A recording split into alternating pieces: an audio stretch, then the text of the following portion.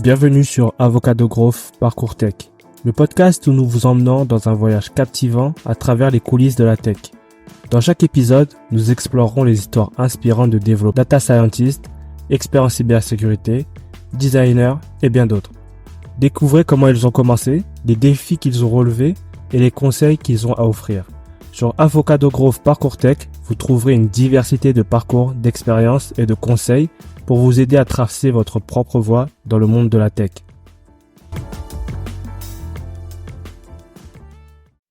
Bonjour à tous et à toutes. Bienvenue sur Avocado Growth Parcours Tech. Aujourd'hui, je reçois Baptiste. Hello Baptiste, ça va? Ça va et toi? Très content d'être là, merci beaucoup. Super, ça va. Ça me fait plaisir que tu sois venu pour nous parler un peu de ton parcours. Tu vois, ça fait plaisir d'avoir un peu de tout sur le podcast. Pour les gens qui te connaissent pas, est-ce que tu peux te présenter rapidement? Alors, je m'appelle Baptiste, du coup, plus connu, on va dire, sous le nom de Ezis, parce que je donne rarement mon prénom. J'ai 21 ans et je suis en dernière année d'école d'ingé. Et en parallèle de mes études, je suis dev web, surtout freelance sur Malte, du coup. Et voilà. Ok, on va revenir de toute façon sur ces points-là. Toi, comment t'es arrivé dans le milieu de la tech? Enfin, comment t'as eu cette envie, toi, de te former dans la tech? Alors, surtout par mon père. Quand j'étais petit, je voyais beaucoup mon père sur l'ordi et ça m'intriguait. Après la passion des jeux vidéo, j'ai commencé, vers 12-13 ans à vouloir comprendre un peu comment je pouvais faire mon jeu, tu vois, dans le sens, ok, c'est cool de jouer, mais j'ai envie de savoir ce qu'il y a derrière. Du coup, j'ai commencé à aller un peu sur différents sites type Open Classroom. J'ai beaucoup regardé Open Classroom. Et après, au fil du temps, j'ai alterné entre l'envie de m'y mettre et juste c'est pas pour moi. En vrai, je suis un peu un dev refoulé dans le sens où j'ai continué les études jusqu'à même maintenant. Là, je suis en école d'ingé, mais il n'y a pas vraiment de dev web à proprement parler. C'est quand même très généraliste. Et du coup, depuis tout petit, je sais que j'aime ça, mais depuis vraiment, on va dire un an et demi, je me suis lancé à fond. Je porte beaucoup plus d'importance dans mon planning, on va dire, à apprendre le dev et même mon côté freelance, tu vois. Mais ouais, c'est grâce à mon père, Ouais. vidéo, un peu le parcours classique où après tu te demandes comment c'est fait. Et des devs jeux vidéo, je suis passé au dev web parce que en grandissant, j'ai un peu perdu ma passion pour le jeu vidéo et ça s'est converti en web. Parce que je sais pas, je suis un peu, on va dire, passionné de design à côté et j'aime trop comprendre comment sont faits les sites, etc. Et c'est un peu venu par hasard. Ok, quand tu m'as dit école d'ingé, je pensais que t'étais, on va dire, focus web. Donc non, toi, c'est plus, Non, on va dire, vraiment général. t'aimes le web, mais juste, enfin, t'en as fait de ton côté plus et moins à l'école, quoi. Ouais, à l'école, pour le coup, c'est beaucoup plus des trucs C++, système. J'ai fait beaucoup d'operating system, donc vraiment, tu devs des trucs. Enfin, moi, ça me passionne pas trop parce que c'est un peu trop abstrait, je trouve. J'ai envie de voir ce que je fais Ouais. directement. Tu vois, tu sauvegardes ton fichier et tu vois direct ton site se mettre à jour. C'est ça qui me fait kiffer. Et du coup, ouais, j'ai appris tout à côté des cours. En fait, après la prépa qui me prenait trop de temps, je pouvais pas me passionner pour autre chose. Mhm. Et quand je suis rentré en école, j'ai commencé à m'intéresser un peu. Je sortais beaucoup, du coup, au début, c'était vraiment petit à petit. Et là, vraiment, ça m'a pris et je passe beaucoup plus de temps. J'ai un peu arrêté de sortir. Enfin, j'ai diminué, on va dire, pour vraiment me passionner et me concentrer sur ça, tu vois. Et tu vois, quand tu commences sur Open Classroom, tu fais quoi comme style de cours? Du HTML, CSS, tout ça, là? Alors du coup, je connaissais vraiment rien. Moi, je suis allé sur Internet, j'ai vraiment marqué comment je peux dev. Et le Ouais. premier cours que j'ai regardé, je crois, c'était du C++. Il y avait un jeu Mario où il fallait pousser des cubes et tu sais faire un parcours. Et du coup, il y avait les cubes qui te bloquaient et tout. C'était, je saurais même pas te dire le nom du cours, mais du coup, c'était du C++. Après, en arrivant en prépa, j'ai fait du Python. Mais c'était Mhm. que des calculs de maths, de l'optimisation algorithmique, enfin des trucs vraiment pas intéressants. Mais il y avait quand même les lignes de code et je kiffais ça. Comparé aux maths, à la physique, etc. C'était vraiment un truc je sais pas, j'adorais faire ça et j'adorais le taffer. Et du coup, dès que je suis sorti de prépa, je me suis dit, vas-y, maintenant on va se concentrer sur HTML. J'ai appris HTML et après CSS, JavaScript, PHP et là récemment React et on va continuer comme ça. Ok, donc là, enfin là, tout ça, on va dire, c'est en parallèle des cours. En cours, toi, tu fais rien de tout ça. Et du coup, tu m'as dit en parallèle, t'es freelance. Comment t'as fait, toi, pour trouver ta première mission? Alors du coup, je me suis inscrit sur Malte. Pendant un mois, j'avais rien de concret. J'ai eu au début, il y a un petit boost, je crois. Du coup, j'ai eu quelques missions, mais c'était vraiment pas intéressant. C'était hors de mes compétences totales. Enfin, c'était pas du tout ce que je cherchais. Après, je me suis posé sur mon compte. J'ai essayé de l'optimiser. J'ai aussi un mec de Twitter qui s'appelle Ben qui m'a beaucoup aidé sur comment optimiser son compte et comment vraiment l'axer pour obtenir les missions qui t'intéressent. Et du coup, c'est vraiment full via Malte parce que j'ai essayé de faire de la prospection, mais c'était pas pour moi. Appeler les personnes, essayer de faire de la prestation en mode je vais vous faire votre site, etc. C'est clairement pas pour moi. Du coup, je suis Ça parti prend du sur temps Malte. aussi. Ouais, clairement. C'était à côté de mes cours. Enfin, j'étais en vacances à ce moment-là, donc ça pouvait passer. Mais dès la reprise des cours, là, je vois bien que prospecter, c'est pas pour moi. Et du coup, je me concentre que sur Malte. Et du coup, j'ai eu un peu de chance, on va dire, dans le sens où il y a une mission qui m'a intéressé. Et premier appel, j'ai direct réussi à signer. Donc, c'est une part de chance aussi. Mais j'avais déjà appris PHP parce que, en fait, ça fait 1 an que je bosse avec mon maître de stage de première année. Et je bosse sur on va dire, gros projet qui m'a du coup donné un peu d'autorité dans mon portfolio, dans le sens où j'ai quelque chose à montrer. Il y a beaucoup de personnes qui viennent me voir sur Twitter en mode j'ai aucun projet. Et je suis en mode, mais même si t'as pas de projet, tu peux le faire toi-même. Et sinon, tu te poses des questions, quel problème il peut y avoir et comment je peux le résoudre sur un mini projet. Et après, tu te fais un portfolio rien que sur Malte, sans forcément dev ton portfolio. Mais les clients, ils vont Voilà, c'est aimer, ça. ils vont voir que tu sais résoudre un petit problème, enfin que tu sais un peu être créatif, etc. Et après, ça peut t'apporter des missions. Et pour le coup, ouais, c'est grâce à ça que j'ai eu ma première mission. Ouais, ben c'est ça, c'est que le client, lui, il connaît pas, on va dire vraiment la tech. Lui, c'est du visuel. Il voit ce que tu sais faire un peu, ça le rassure. Allez, let's go. Et c'est vrai que ça, c'est pas mal parce que quand tu commences, t'as pas forcément tu vois, de gros projets à montrer. Moi, pareil, tu vois. C'est des petits projets que tu fais de ton côté. Tu fais un petit site e-commerce, tu fais un petit truc comme ça. Au C'est moins, ça. au moins montrer que t'es dev, quoi. Tu sais faire des choses. Et du coup, tu vois, tu trouves cette première mission-là, ça se passe comment? Tu dois aller chez eux, t'es en remote, ça se passe comment un peu? C'était vraiment la condition. En fait, je me suis lancé un peu en freelance dans le sens où je voulais faire de l'argent pour le coup. C'était, j'avais déjà fait quelques années où je faisais du resell, mais hors de la tech. Enfin, il y avait quelques trucs liés à la tech, mais c'était rien à voir. Et je voulais changer de business, on va dire, pour me retrouver dans le dev et essayer de prendre en compétence dans un domaine qui m'intéresse, sans être obligé de me déplacer et pouvoir continuer mes cours et juste le soir après les cours travailler sur un truc qui en plus pouvait me faire de l'argent pour je sais pas payer ma nourriture, etc. Donc c'était vraiment l'objectif. Et du coup, première mission, je pose mes conditions dans le sens je veux être à distance. Et de toute façon, c'était une mission qui durait 2-3 jours, annoncée sur 2-3 jours. Et du coup, en soi, ils avaient même pas besoin de me voir. C'était vraiment c'était de la maintenance PHP 4, PHP 4. C'est Du coup, ça. j'avais un peu peur parce que j'avais fait pas mal de PHP 8, mais je savais pas du coup dans quoi je me lançais. Et j'ai fait bon, vas-y, Ah pas ouais. grave, je l'apprends, on verra bien ce qui se passe. De toute façon, au pire, je rate, ils vont pas non plus m'incendier, je vais pas finir en prison, tu vois. Mais je me suis Ouais, donné. voilà, c'est 3 jours. C'est ça, en vrai, je risquais rien. Et le pire, c'est que ça s'est très bien passé. Et là, j'entame bientôt ma 4e mission avec cette même Ah, quand entreprise. même. Et du coup, enfin, trop, trop cool, tu vois. Voilà. Et du coup, c'est quoi à chaque fois des petites missions ou t'as eu des missions un peu plus longues? Non, je prends que des petites missions, je dirais, ouais, le maximum que j'ai eu, c'était 1 semaine et demie. C'est que je facture du coup à la journée. Je fais des devis où j'estime un peu le temps que ça pourrait me prendre et je facture à la journée. Parce que encore une fois, tu vois, je sais pas trop ce que je peux avoir en termes de travail pour les cours. Du coup, j'ai pas envie de me lancer dans un truc qui va durer 6 mois et d'un coup, j'ai un gros projet pour les cours et je peux plus trop honorer ce que j'ai dit aux entreprises, etc. Donc, je préfère me limiter à des petits projets qui en plus me font voir plein de trucs. Je peux faire e-commerce, PHP, même du scrapping avec Python. Enfin, il y a plein de trucs différents et ça me fait découvrir plein de choses. Et après, je verrai par la suite pour trouver. Pour le coup, ton parcours, il me donne vraiment envie, dans le sens peut-être aller un peu à l'étranger, voir. J'ai un peu envie de voyager. J'ai envie de voir ce qui se passe à partir du dev tout le temps. Et, Ouais. j'espère que j'y arriverai en tout cas. Mais la freelance me permet d'avoir un certain bagage, on va dire, pour quand je vais voir des entreprises, même pour des stages, tu vois, pour les cours, j'ai des trucs à montrer, des projets concrets à montrer. Et pour le coup, c'est vraiment pratique. Ouais, ben c'est important. Après, comme tu dis, ouais, tu vois, on est dans un secteur, on est dans la tech, c'est un secteur, on va dire, qui est international. C'est que t'es dev en France et que tu sois dev, je sais pas, en Allemagne. Il y a le seul truc, on va dire, qui va être lié, ça va être l'anglais. Donc, moi, on va dire, c'est pas que c'est ma mission, mais j'aime bien montrer aux gens que voilà, tout est possible. On peut aller où on veut. Si Ouais, tu veux aller au Mexique bosser en tant que dev, bah, tu peux aller, il y a pas de souci. Et je trouve ça important, tu vois, d'avoir toutes ces personnes qui viennent sur le podcast, bah, parler, montrer à des gens, bah, qui sont pas encore dans la tech et peut-être qui veulent se lancer. Voilà, c'est avec un peu de travail, détermination, tu vas y arriver, quoi. Et enfin, pour revenir un peu à ton parcours, tu vois, on va dire, t'es un junior, tu vois, t'es dev junior. Comment toi t'arrives, en freelance, à te fixer, on va dire, un montant? Parce que ça, je vois que c'est la problématique d'énormément de personnes. Et comment toi t'as réussi, on va dire, à trouver ton taux, sans nous dire, tu factures combien, mais juste comment t'as réussi à t'évaluer? En soi, je peux le dire, moi, ça me dérange pas du tout.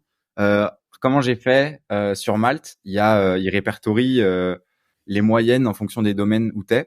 Moi, je savais que je voulais m'orienter, avoir le plus de missions possible en front-end. Du coup, j'ai été voir la moyenne et je me suis mis juste en dessous. Dans le sens, du coup, moi, je suis à 350, qui est vraiment la moyenne inférieure mentionnée par Malte en tout cas. Et sur les devis que j'ai fait au tout début, je me mettais encore en dessous parce que l'objectif, quand on voyait mon profil, c'était qu'on se dise pas, il est trop junior, j'ai pas envie de travailler avec lui, mais que quand tu reçois le devis, tu te dises pas, le devis, il est un peu trop cher, sachant qu'il a pas d'expérience. Du coup, je me suis mis à 350 et dans les devis, je faisais en sorte d'être assez cool. Il y a toujours de toute façon un appel avant de signer et j'essayais de prendre la température, voir si c'est une grande entreprise. Tu vois, la première mission PHP, je l'ai mis à 350 et je pensais vraiment pas que ça allait passer. Sauf que c'était une grande entreprise et en vrai, ils avaient besoin rapidement de quelqu'un. Ils m'ont signé. Par contre, à côté, j'avais d'autres missions où j'ai travaillé, je sais pas, 5 jours à peu près pour même pas 350 euros. Du coup, j'adapte un peu. Je suis pas trop à la recherche de vraiment l'argent. J'essaye de gagner mon pain avec et je vais pas me sous-pricer. Mais s'il y a besoin de baisser un peu pour avoir la mission, je le fais. Ça me dérange pas. Ouais, enfin, moi, je trouve c'est important ce que tu dis, on est des juniors. Moi aussi, tu vois, je suis junior comme toi, hein. C'est pas forcément courir derrière l'argent, c'est de se faire l'expérience, essayer de grandir avec ça. Et une fois que tu l'as pris, tu sais que voilà, t'as une certaine valeur maintenant que tu peux exiger plus. Mais quand tu commences, faut pas. Enfin, moi, c'est mon point de vue, hein, faut pas aller dans le truc où vas-y, je vais faire des sous dès le départ parce que c'est un métier. Enfin, c'est long, quoi. Ouais. C'est une carrière, c'est super long. Il y a trop d'opportunités. Il faut pas se cramer, on va dire, dès le début. Ouais, très clairement. Et du coup, comment tu t'organises, toi? Quand t'as une mission et quand t'as école, ça se passe comment pour t'organiser? En ce moment, c'est assez dur parce que du coup, je cherche un stage en même temps, donc je dois faire de l'algorithmique, qui a rien à voir avec ce que je fais d'habitude. Mais à peu près, disons que j'ai la chance que vu que je suis en dernière année d'école, il y a des jours où j'ai pas trop cours. Ça va, j'ai un emploi du temps qui s'améliore, on va dire. Mais les jours où j'ai cours, pour le coup, je fais à peu près du 9-17. Du coup, je me lève 45 minutes avant, je fais ma journée de cours, je rentre. Souvent, je vais faire du sport. Du coup, ça me prend 1 heure et demie. Ensuite, je mange et après, je travaille le soir jusqu'à à peu près 1 heure pour essayer de bien dormir. Mais ouais, pour le coup, j'ai dû enlever pas mal de Du distractions. charbonne. Ouais, c'est ça. J'ai dû enlever pas mal de distractions, mais en vrai, c'est la personne, je sais plus qui l'a dit dans un de tes podcasts, mais clairement, en fait, c'est pas vraiment un effort quand t'aimes ce que tu fais et quand la mission t'intéresse. Déjà, il y a le côté financier où je suis en mode trop bien, je vais dire à ma mère que je gagne ma vie tout seul et qu'elle a même pas besoin de m'aider. Et à côté, j'apprends plein de trucs qui m'intéressent, donc j'ai même pas trop l'impression de travailler quand la mission elle est intéressante et quand c'est pas juste des copier-coller inutiles où on te considère pas vraiment qu'en tant que dev, mais quand c'est un truc vraiment intéressant, créatif, moi je vois pas le temps passer et ça me dérange pas.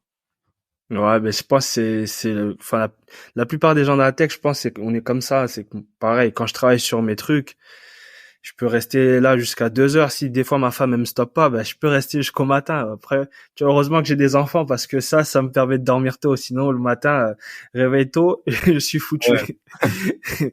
Mais voilà, après, tu vois, c'est bien. T'arrives à bien t'organiser. Si t'arrives à survivre comme ça, c'est top. Et petite question, toi, Pour le coup, dis-moi. là, je dis ma journée type, mais il y a plein de journées où, bien sûr, j'y arrive pas.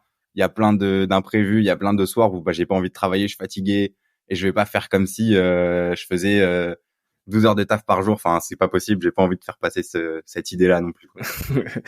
Ouais, c'est important de le souligner parce que voilà, on est des humains. C'est que tu Ouais, peux pas, tu peux pas tenir un rythme comme ça. Tu vois, sur la semaine, tu peux faire ça 3, 4 jours. Il y a des jours, il y a rien qui veut entrer. Moi, c'est le vendredi. Le vendredi, c'est une journée, j'arrive pas à bosser. Je sais pas. Tous les vendredis, c'est impossible que je bosse.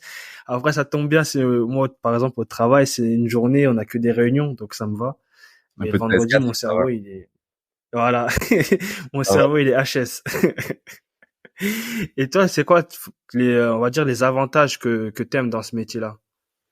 Le principal, je dirais, c'est de pouvoir être à distance, dans le sens Mhm. où si t'as pas envie de l'être, tu le l'es pas et tu peux être très bien entouré. Mais si t'as envie de voyager, de faire ce que tu veux, de gérer tes horaires, etc., c'est vraiment possible. Et c'est un truc qui m'a attiré depuis le début, parce que j'ai toujours l'image du développeur nomade qui bouge un peu partout et qui fait sa vie tout en travaillant. Mhm. Et bon, je C'est sais que ça. dans les faits, c'est pas toujours comme ça, mais c'est un truc qui m'attire vraiment. Et le côté créatif est vraiment, c'est un peu le l'architecte des temps modernes où vraiment tu vas créer quelque chose de toute pièce et t'as le résultat en face de toi en temps réel. Et ça, moi, je trouve ça, c'est trop plaisant d'arriver à un produit fini où t'es en mode, bah, c'est moi qui ai tout fait et personne peut me Ouais, l'enlever, tu vois. Je peux expliquer c'est pièce ça, par pièce qui c'est top. constitue ce que j'ai créé. Et t'en vois on va dire des désavantages, pas des désavantages, mais on va dire des inconvénients, des côtés un peu moins, on va dire glamour. Euh, il y a la passion dans le sens où ça peut vite être je sais que tu vois cet été par exemple j'ai pas pris beaucoup de vacances et j'ai beaucoup travaillé pour lancer mon activité et je pensais qu'à ça et ça a joué sur mon moral, mon sommeil, vraiment j'étais que dans ça et en soi c'est bien parce que oui t'es passionné et tu fais de l'argent, c'est sympa, mais il y avait un moment où vraiment j'ai saturé et il y avait trop de je pensais qu'à ça et c'était pas cool. Et sinon peut-être le fait de pas trop pouvoir en parler hors tech, c'est pas forcément, je trouve, en tout cas dans mon entourage, un truc qui passionne les personnes. Quand je dis que je fais un site internet, on me dit bah ok, enfin c'est bien, tu fais un site et Ouais, alors c'est bien, c'est cool. et j'aimerais bien pouvoir peut-être un peu plus en parler avec les personnes qui m'entourent, mais après c'est peut-être aussi le fait d'être niché qui m'intéresse. Enfin c'est un désavantage, mais il y a un bon côté aussi. Tu Ouais, mais c'est vrai, quand tu dis à quelqu'un, je fais un site, enfin, t'as envie de rentrer dans les détails. Oh, regarde, si j'ai fait ça comme si, là, le scroll, ça fait ça. Les gens, ils sont là, mais ils comprennent pas. vois. Ouais, c'est ça. Et du coup, est-ce que tu aurais des petits conseils, on va dire, pour une personne qui souhaiterait, bah, pareil, comme toi, débutant, se lancer en freelance? Se lancer en freelance, je dirais faire ses propres projets avant de vouloir travailler pour quelqu'un, parce que tu vas directement te rendre compte des difficultés et du coup tu vas savoir quelles sont les bonnes questions à poser avant de prendre en main le projet. Parce que un des premiers trucs qui moi m'était très difficile pour la première mission que j'ai eue, c'est de même comprendre ce que la personne voulait et être sûr que j'étais en capacité de le faire et que si j'étais pas en capacité de le faire, j'allais pouvoir l'apprendre rapidement. Du coup, faut quand même avoir une certaine image de ce qu'est le dev et après juste travailler et aller sur internet pour apprendre. Il y a vraiment tout sur internet. Les formations, ça peut être cool si vraiment tu as besoin d'être entouré, mais si t'as pas d'argent et tu veux pas en dépenser, Mhm. il y a tout sur internet et tu fais ton profil et même si ça doit prendre 1, 2, 3 mois, il y a forcément un client qui viendra vers toi ou sinon quelqu'un de ton entourage qui pourrait te faire bosser pour avoir un premier projet payé, on va dire.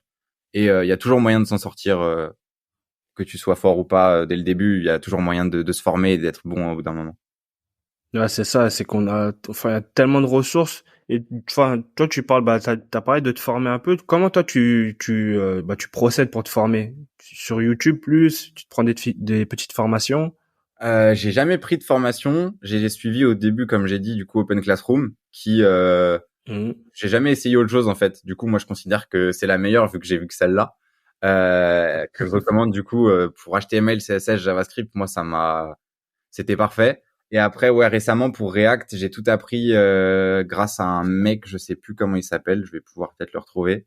Dave quelque chose. J'ai tout appris sur des petites vidéos YouTube où vraiment je pioche la fonctionnalité qui m'intéresse. Je regarde la doc par-ci par-là. Mais encore une fois que tu as appris un langage, du coup, vu que dans toute ma formation scolaire, j'ai vu Python, PHP, j'ai fait du Java, enfin, une fois que t'en vois un peu, t'as une idée globale de ce qu'est un langage de programmation, tu peux apprendre assez facilement le reste et t'as juste à voir la doc, quelques vidéos quand t'as besoin pour, je sais pas, je dis une bêtise, faire un système de login. Là, je vais aller creuser un peu plus sur des vidéos YouTube, mais sinon, en soi, moi, je considère Mhm, pas c'est avoir ça. besoin d'autres formations, quoi.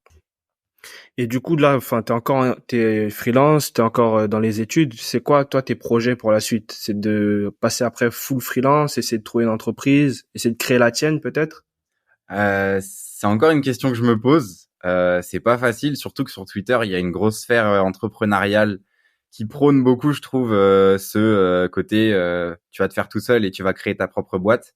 Mais là, du coup, je suis obligé d'avoir 6 mois de stage pour finir mes études et avoir mon diplôme, ce qui va m'obliger à Mhm. voir un peu le monde de l'entreprise. je suis là à 14h30. Du coup, dans 2 heures, j'ai un entretien presque final pour un stage où il y a un gros système de mentorship qui pourrait du coup m'aider beaucoup à prendre en compétence et à écrire du code propre, parce que je considère que oui, je me suis formé tout seul, mais ce que je fais et quand je travaille en équipe, c'est pas encore parfait, très clairement. Et du coup, j'aimerais bien déjà faire mes 6 mois de stage où je vais voir un peu commencer en entreprise, et après peut-être prendre, je sais pas, je dis une bêtise, 3 mois de pause pour essayer de continuer en freelance, voir comment je me sens quand je suis parce qu'aussi tu te retrouves peut-être un peu tout seul dans le sens où si t'as pas des amis qui travaillent dedans, si tes missions freelance sont pas sur site, bah t'es un peu, oui, t'es chez toi, c'est sympa, mais t'es tout seul, quoi. Et du coup, je suis pas contre le fait d'aller en entreprise et d'avoir, je suis pas contre le CDI, tu vois. Il y a plein d'aspects positifs, je trouve. Mais si je me rends compte que la freelance, c'est quelque chose qui me plaît vraiment plus que le CDI après avoir fait mon stage, j'essayerai de continuer sur Malte et de devenir super malteur, avoir plus de missions, pouvoir commencer à sélectionner ce sur quoi je travaille. Et après, pourquoi pas prendre des missions, tu vois, sur 6 mois, parce que là, je fais que des 1, 2, 3 jours, donc j'ai pas encore une vraie idée de ce que ça peut être. Mais si je peux avoir une mission sur 6 mois et changer souvent de petits projets en petits projets, ça pourrait aussi m'intéresser, ouais. Mais j'ai pas encore d'idée claire, c'est assez difficile à dire. Ouais. Mais moi, je trouve ça, ouais, comme tu dis, c'est important d'essayer de voir bah, des deux côtés comment ça se passe, tant que enfin, salarié et en freelance, tu vois, t'es, on va dire, ton point de comparaison. Parce que ouais, quand tu te traînes un peu sur les réseaux, tu penses, enfin, les gens te font penser faut être entrepreneur à tout prix. C'est le seul truc dans ta vie avec lequel tu peux réussir. Alors que, par exemple, là, aujourd'hui, tu vois, je suis en CDI, mais voilà, je me sens assez libre, quoi, tu vois. Certes, je dois poser des vacances, mais voilà, au quotidien, tu vois, mon quotidien, c'est que je m'organise, c'est que je sais que j'ai une sécurité, quoi, j'ai des enfants. Je peux pas me permettre d'être entrepreneur et de faire rentrer zéro dans le mois, tu vois. C'est que voilà, c'est chacun, on va dire, bah, chacun a son, enfin, chacun a son truc, hein. C'est que tu peux être salarié et être très bien, tu peux être entrepreneur et très bien. Et pour moi, ça dépend de la Chacun son boîte, choix. je pense. Parce que je trouve aussi que du coup, ton cadre de vie et ton compte Twitter revendiquent bien le CDI et l'image qu'on pourrait avoir d'un bon CDI. Dans le sens où je pense qu'il y a plein de C'est CDI, ça. pour le coup, en tant que dev, te prennent pour un petit jeton en mode ouais, bah, tu sais écrire des lignes de code, c'est cool. Mais moi, je cherche un peu plus on va dire, les nouvelles entreprises. Celle dans laquelle je vais postuler là, Ouais. pour le coup, elle est vraiment comme ça, où tu as un bon confort de vie, on t'aide et on te considère, même en tant que stagiaire, on te considère. Et c'est vraiment ce que je cherche pour le coup pour la suite, quoi. Ouais, bah c'est ça, on n'est plus en 1980 où voilà, t'es un employé, et on parle pas avec toi, juste tu codes et tout. Moi, je trouve ça important, c'est d'essayer de choisir une boîte où on se sent bien. C'est le plus important, c'est dès que tu te sens bien dans une boîte, le quotidien il est plus facile. Tu vois, moi enfin, j'ai pas eu de boîte dans le dev où c'était compliqué, mais enfin, j'ai fait d'autres métiers où tu vois, t'es pas considéré. Tu vois, j'étais caissier, t'es pas considéré, tu rentres chez toi, t'es dépité, tu vas à reculons et en fait tu traînes ce mauvais mood chez toi et voilà, tu t'embrouilles avec ta femme par exemple, tu t'embrouilles avec tes potes, t'es tout le temps dans un mauvais mood. Et ouais, quand tu trouves une entreprise, tu vois, tu passes combien de temps? 7 heures, 8 heures par jour au travail, tu vois, si c'est voilà, si c'est la guerre, bah ça sera la guerre dans ta vie quoi. Moi, je trouve ça important d'essayer de choisir ça tranquillement. Ouais, ah, j'espère, hein. Ah bah du coup bah, je te souhaite bah, du courage pour ton entretien là qui va se Merci beaucoup. dérouler. J'espère que ça se passera bien pour toi. Est-ce que tu aurais un petit mot à rajouter pour la fin, un petit je sais pas des conseils, un petit projet peut-être que tu as sorti, un truc que tu peux nous tu peux nous rajouter. J'ai retrouvé déjà la ressource pour React, c'est le Dave Gray, qui du coup est, je trouve, trop fort dans ce qu'il fait et dans l'explication qu'il donne. Après, un petit mot, bah en soi, on peut y arriver. Ce serait vraiment ça, ce serait le fait de, même si t'as pas de compétences actuellement et que ça t'intéresse, il y a tout sur Internet. T'as juste à faire quelques recherches et si tu te rends compte que t'es passionné et que ça t'intéresse vraiment plus que juste regarder des vidéos, il y a tout pour te lancer sur Internet et vraiment faut pas hésiter. Et même rien que sur Twitter, je trouve la sphère dev en particulier, elle est hyper bienveillante au global. Si on enlève tous les dramas sur quelle techno on va utiliser, mais elle est quand même très bienveillante et il y a plein de conseils importants. Et ouais, faut pas hésiter à se lancer en fait. Ça peut marcher. Et même sur une mission que tu penses ne pas pouvoir faire, tu peux la prendre et ça va le faire. Ah ben c'est ça, c'est important de dire que enfin, tout le monde peut le faire parce que souvent on pense que qu'il faut être trop intelligent, faut être trop fort dans ci, trop fort dans ça, alors qu'en vrai tout le monde peut le faire. C'est même si t'as un job, en vrai à côté tu prends on va dire une heure par jour, tu peux te former tranquillement en vrai. C'est vraiment moi je trouve c'est un métier assez accessible quand même. C'est Ouais. que tu peux apprendre une compétence sans forcément déjà quitter ton job, tu peux rentrer tranquillement dans la tech. Ouais, l'effet cumulé est Bon, hyper important. Faut vraiment, pour moi, en faire tous les jours parce que tu peux pas te dire, ouais, mm, aujourd'hui j'ai fait 8 heures de dev et pendant 2 semaines t'en fais pas. Ça sert à rien. Faut vraiment se faire, je sais pas, un petit planning où tous les jours tu te mets une petite heure où t'apprends un petit truc en particulier qui te donne envie. Au début, faut se faire plaisir aussi. Faut pas essayer de se dire, je vais mm, faire le nouveau Facebook, tu vois. Faut juste se dire, ouais, j'ai envie de me faire mon petit portfolio et j'ai envie de le customiser petit à petit. Et pour moi, c'est comme ça que tu prends goût au fait de coder et après tu te mets plus sérieusement dedans, quoi. ah bah, en tout cas, moi, ça m'a fait plaisir de t'avoir aujourd'hui, Baptiste. Donc, Merci bah, beaucoup. j'espère te revoir peut-être bientôt, tu vois, si, je sais pas, tu continues en CDI ou tu continues en freelance, tu vois, te revoir, voir un peu ce que tu fais dans le futur. Avec Donc, plaisir. si tu veux repasser, il y a aucun souci, tu m'envoies un message, on se refait un épisode saison 2. Avec grand plaisir. Merci beaucoup. En tout cas, c'était très cool. Et plaisir En tout partagé. cas, grand merci à toi et voilà, du courage pour la suite de ton parcours et j'espère que bah, ça se passera bien, ton stage et tout ça. Merci beaucoup, ouais. On croise les doigts. Voilà, j'espère que cet épisode t'a plu. Tu peux me soutenir en mettant une note sur Spotify ou Apple Podcast et en partageant cet épisode à quelqu'un de ton entourage. Je te donne rendez-vous dans 2 semaines pour un nouveau parcours tech. En attendant, retrouve-moi sur mon Twitter, MangeJS. À bientôt.